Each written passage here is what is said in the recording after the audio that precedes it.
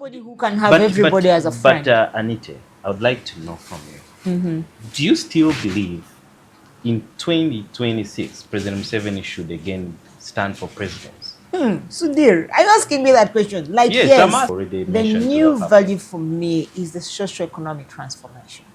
For me, that is very key, because so you think without President Museveni, Uganda wouldn't move forward? No, you need to move with the vision bearer.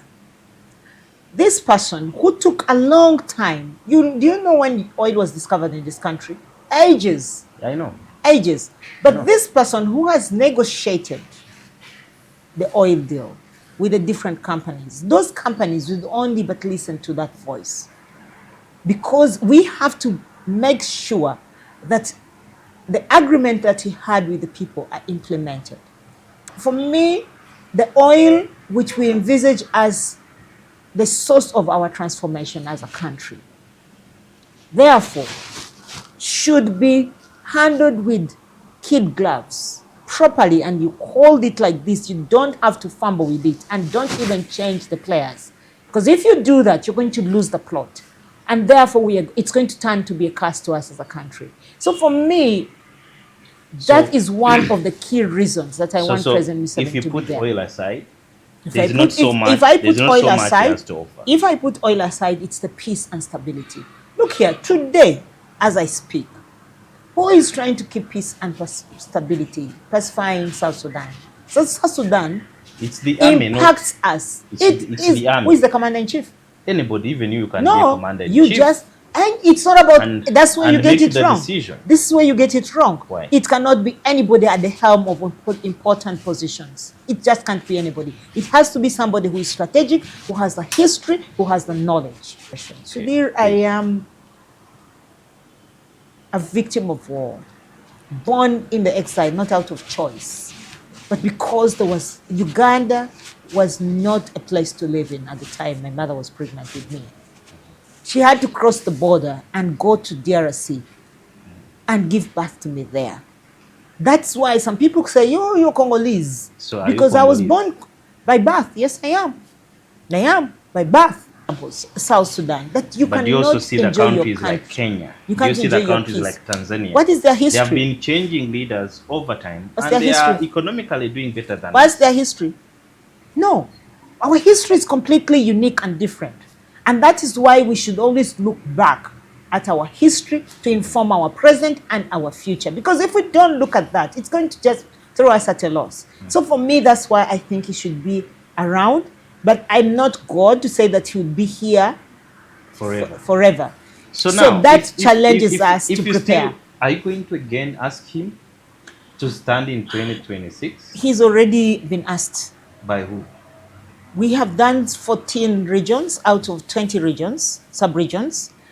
And in every sub-region we have gone during the PDM tours, all the leaders of those regions have asked him in writing and moving a sole candidate motion to ask him to stand.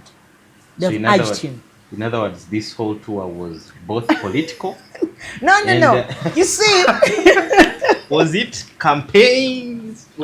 Oh God! Hidden under PDM and the rest of the program monitoring. No, you see, when you have leaders coming together, and majority of those leaders are actually NRM, they are not going to divorce their party chairman from the president. So that is why it is happening. So the party leadership then all of a sudden requests us that apart from your wealth creation message, we also have our message. You give us the platform to pass our message. So we do our wealth creation message, and the president's message is very clear, strictly on wealth creation.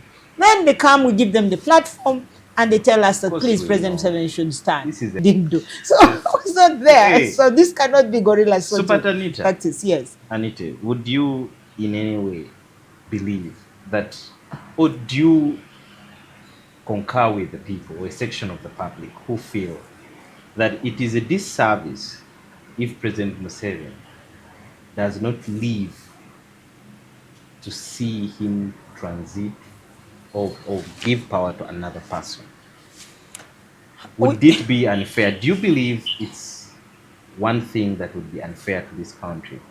That, let's say, God dictates the other way around, that he does not live to see another president during his time? That would be the will of God, but the But human do you believe, like, if that happened, that would be a fallacy? It would be a big mistake I for fear that this that ruling would party. be, I fear that that would be uh, a big challenge because, dear, let me tell you something. That one of my worries and what makes me to go on my bed every day on my knees by my bedside to pray for President Museveni's life is what I see with those who have access to the gun and those who are in those positions, the way they behave, the way they react to situations, the way they get themselves involved in land grabbing, in uncouth behaviors, makes me get so scared. And there's only one voice, unfortunately, that they listen to, and that's the voice of President Museveni. Now, that gets me worried. So, just to answer your question, yes, I get worried. But my comfort is that he has life, he's still here with us, that Which you God don't gives know. leaders. It's probability. Yes, God gives us leaders, and maybe after him, God will give us another great leader. But Why don't you think? Don't you think it's you guys who should be pushing him to punish those who are corrupt? we do, but So in that the this recent times, he started punishing them. But I think it should be a how lot more. how is it? Arresting, Arresting, and taking then they them to go back home prison. and chill, and then wait for court sessions, and then later on be deployed somewhere else, and life goes on, and it is a cycle. Okay. You want me to be Anite? you want, I'll give you an Tell answer. me the real answer. Yes. No, I don't fancy that. It's not good. But I am about transition. I think one of the things that I don't like that turned out as a result of the Chankwanzi resolution is the fact that Right Honorable Amam Babas then was not the Secretary General anymore. Then he You try was to not the Prime oppose. Minister anymore. Those things, that was not the consequences that I wanted to see. So those are not the consequences that I wanted to see because we've missed out. I would tell you when I joined in 2011, 2010, then 2011 won the election. If there was any alternative leader I knew in the national resistance movement, it was Right Honorable John Patrick Amam Babazi. I knew him as an alternative leader. And if we had a crisis, we didn't have to all run to President Museveni. We would run to Right Honorable Prime Minister and would get a solution. But now we all have to wait for him, for one person, and wait for President Museveni. So, and I've seen that impacting on our party. The mobilization, everybody's complaining about the secretariat. It's not as it was. Our strength somehow has been diluted. We're not as organized as the national resistance movement that I would stand up and sing its four core principles. Formidable. And I loved the principles of NRM, and I knew that I would speak with this authority. What I now see is more of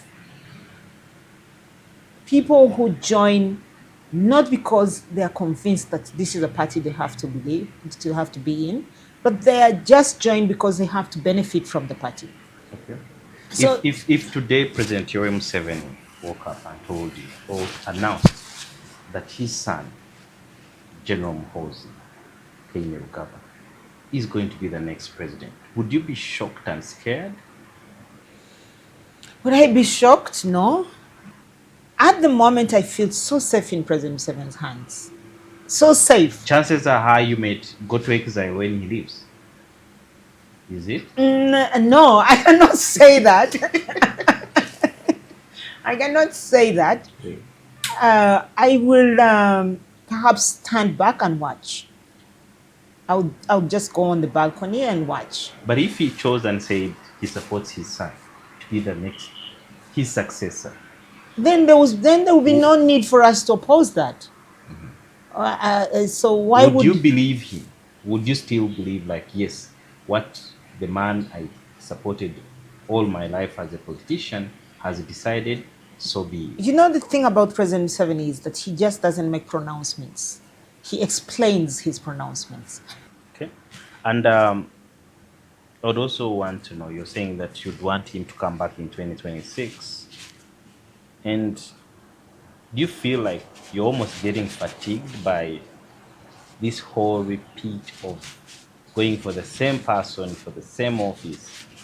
Why would I get fatigued? It's so fun. Have you seen me dancing?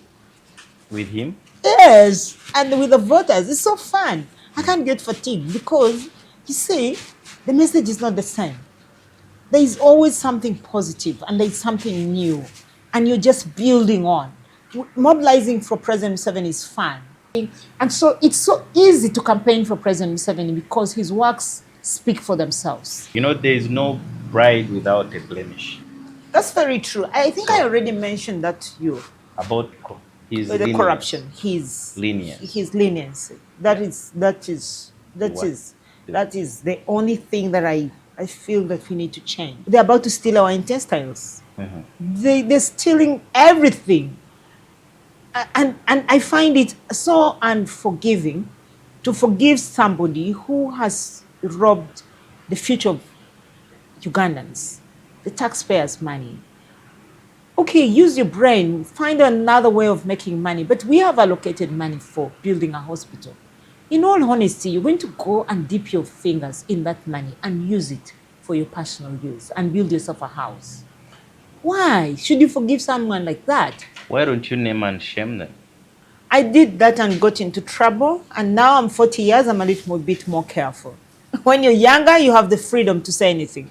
When you're older, you're careful. No, but maybe